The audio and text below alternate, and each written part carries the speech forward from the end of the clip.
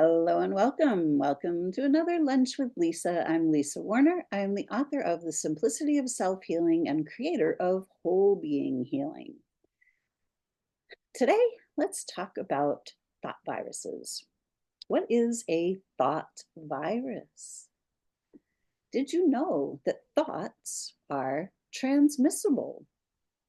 They are communicable. Did you know that you can think somebody else's thoughts? Let's take a look at this phenomenon and let's look at it in the greater context of who we are as humans and what our capability is and why we are suffering. So, as humans, we are created in divine perfection. We are souls incarnate in human form. As souls, we are one with the divine. We live in total peace and harmony. We are beings of light and love. It's who and what we are. Just because we come into physical form does not mean that that needs to change. However, it has been changed for thousands upon thousands of years because we have amnesia. We don't remember that we are grand beings of light. We don't remember that we are creator beings. We don't remember the power that we have. We don't remember any of our soul's grand adventures. We have no knowledge of ourselves as the souls we are. But as the souls we are creators by nature. It's who and what we are, and that does not change while we are in human form. We are creating in every moment of every day, whether we're aware of it or not. When we are not aware of our power as creators, we end up creating by default. We end up creating what we're taught to create. And we are taught to perpetuate suffering. And how are we taught? Mind viruses, thought viruses. We are taught since childhood who we are, what we should think, what we should believe, what we should do, what the rules are, how we are supposed to be in this society. As children, we're taught, you should be ashamed of yourself. Whose thought is that? Have you ever been told that? Were you ever told that when you were a child? Is that your original thought? Would you ever think to yourself, oh my gosh, I should be ashamed of myself? Like, would that ever be an original thought as a grand soul in human form? No. We are taught all kinds of things. These are mind viruses, thought viruses. Any thought that doesn't feel good is not your thought. Because as the soul, as the grand being of light you are, you would think only pleasant, life affirming, intentionally creative thoughts. Because we are creators. We create heaven as souls. That is what we do. The demons create the opposite of heaven. And those are the ones who have created thought viruses. You were born as a sinner. Says who? That's a thought virus. It's not a truth. But when we start to believe the thought viruses, we start to suffer. And then we end up thinking thoughts, repetitive, life depleting thoughts of fear, doubt, worry, guilt, shame, blame, anger. These are all thought viruses. They're not true for who we are. When we're told stories on the news, and then we get all riled up about it, we get all upset. These are thought viruses. We're buying into these thought viruses. And then we pay for them with our health, our mental health, our emotional health, our physical health. And these thought viruses are being perpetuated because there's benefit to these thoughts. Now, who benefits is up to you to decide. Because if you're thinking a bunch of thoughts that don't feel good and they're negatively impacting your health, you are not the beneficiary of those thoughts. But someone else is. That's why the viruses are being perpetuated in the way that they are.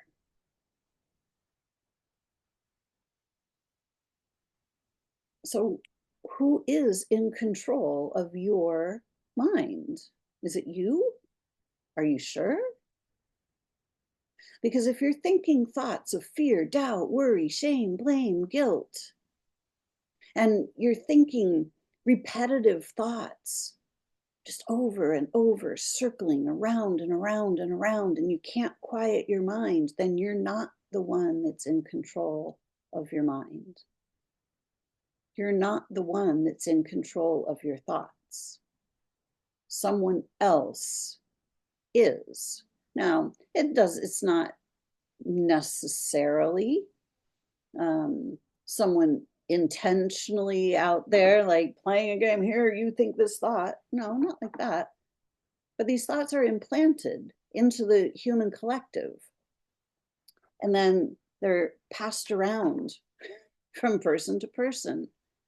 And anyone who buys the thought then creates the thought. And these thoughts then end up taking up valuable real estate in our thought space.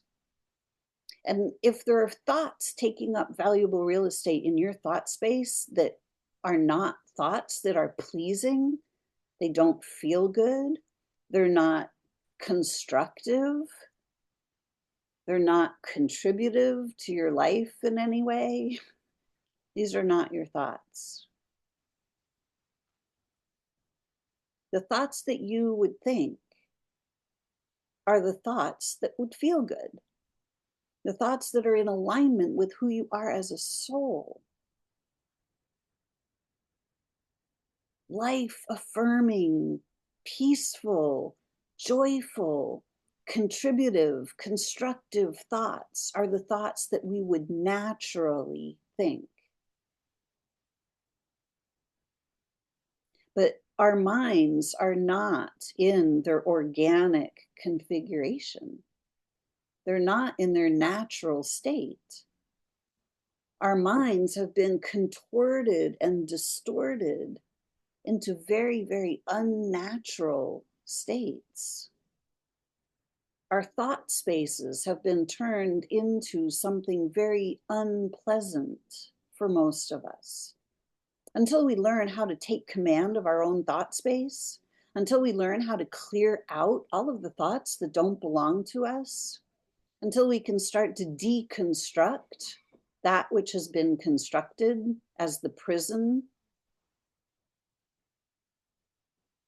that's when we start to take our power back. That's when we start to realize that we're not obligated to think anybody else's thought.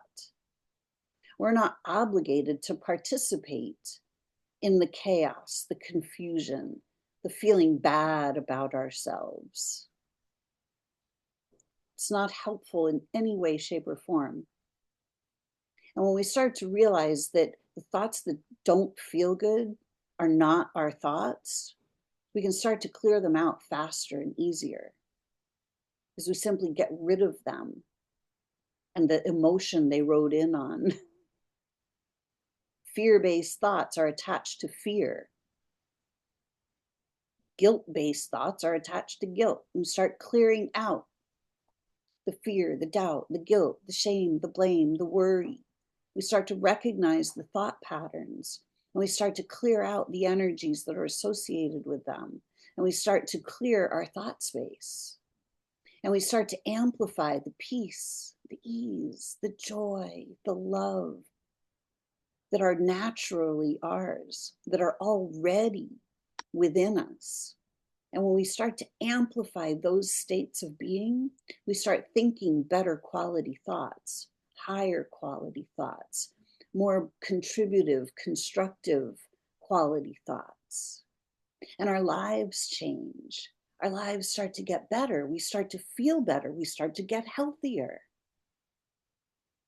Everything starts to flow with greater ease and synchronicity. And we start to create lives that we love.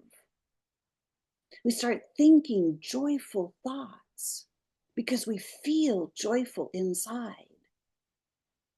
But this can only happen once we clear out all of the garbage that doesn't belong to us.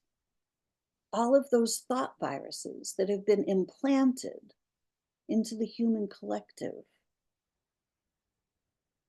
and that then have been the contagion on humanity.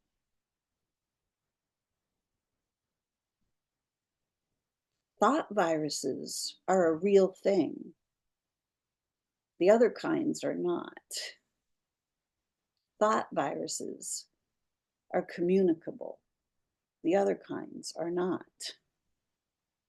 When we start to recognize what's been happening, we start to think for ourselves. And we stop thinking other people's thoughts.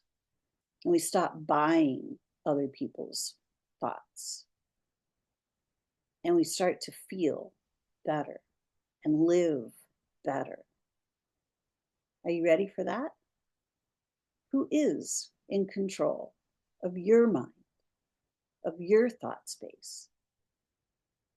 Is it you? Are you sure? It's worth taking another look at that. It's worth noticing the thoughts that you think and start to recognize, are they actually yours or not? You can tell right away whether they feel good or not. And if they don't feel good, start to look at the virus that is present. I hope this was helpful to you. Whole being healing means that we have to be healthy, body, mind, and soul. Without a healthy mind, we cannot have a healthy body or a healthy life. So it's your mind. It's up to you to make it a beautiful space to be. Thanks so much for watching.